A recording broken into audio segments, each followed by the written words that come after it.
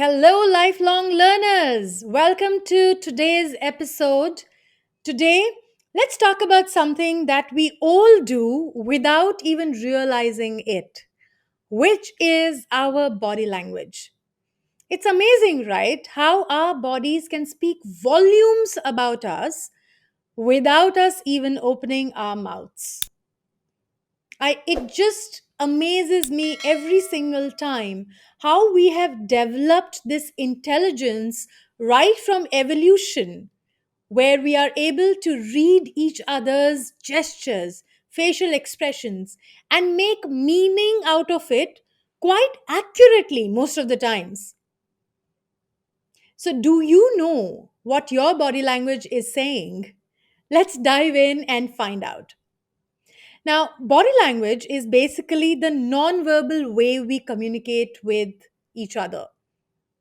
What does it include? It includes things like facial expressions, hand gestures, the way you carry your body, which is your body posture, and even the tone of your voice. There was intensive research done a couple of years ago on how we communicate. And the scientist found out, his name is Albert Mehrabian, what he found out was that 93% of our communication happens non verbally. It happens through our body language. Only 7% of our communication actually happens through our words, the actual language that we speak. Interesting, right? But it makes sense because as we evolved, language was the last to develop for humans. We had developed the ability to understand each other by scanning each other's expressions and gestures and making meaning out of it.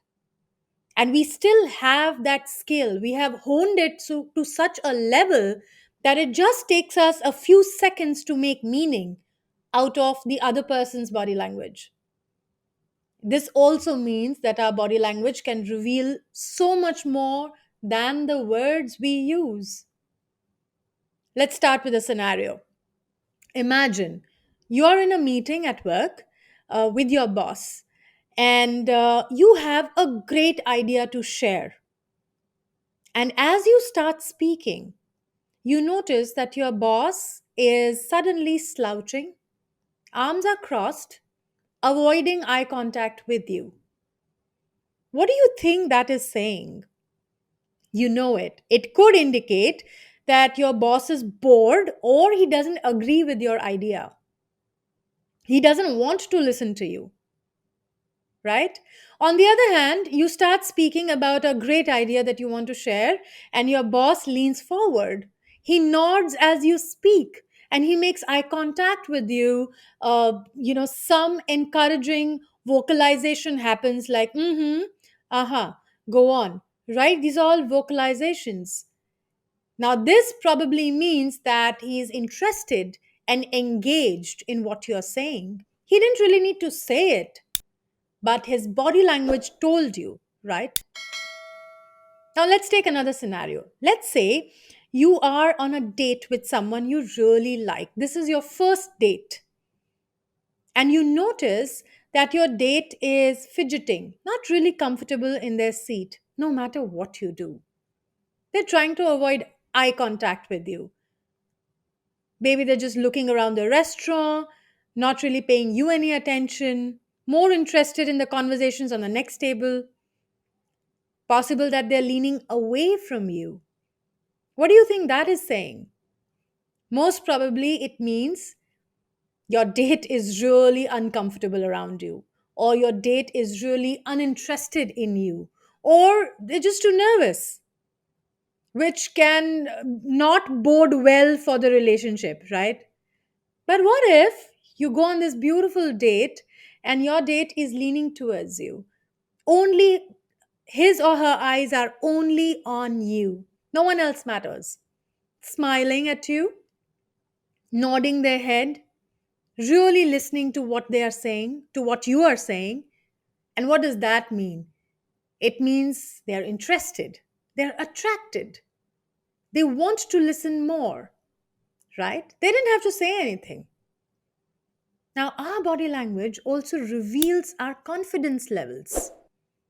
Like, for example, standing up straight with your shoulders back and your chin up makes you feel so confident, makes you feel in control. But what happens when you slouch or you're looking down? What happens then? In today's world, we are all hunched over our phones and our laptops all day long. And do you know this? Our body posture, it affects our hormones.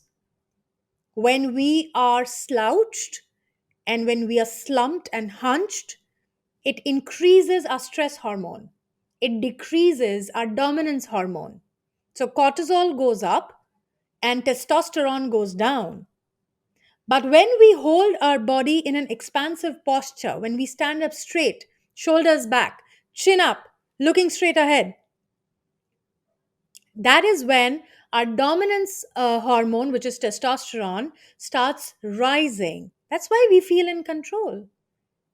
And our stress hormone starts reducing cortisol. That's the reason why we feel we can achieve anything. We feel relaxed.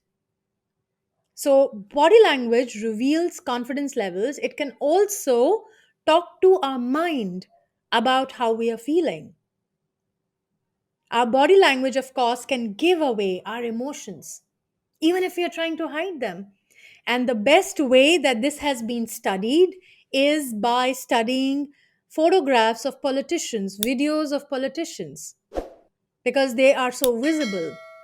And when they are in the limelight, when they are interacting with other political leaders, it's very apparent. Body language experts can actually decipher what they mean while what they are saying. Are they the same?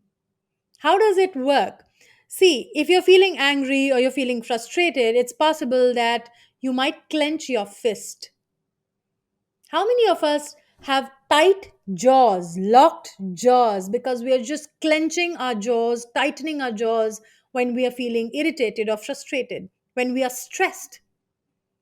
How many of us furrow our brows, our eyebrows, and we have a constant line between our eyebrows because we feel angry? And when that becomes permanent, everyone around you feels you're always angry, right? But if you're happy or you're excited, right? You might have a pleasant expression on your face. You might have a slight smile on your lips. You might laugh. Your eyes will shine brighter.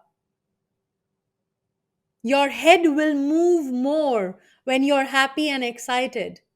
These are cues that people pick up on.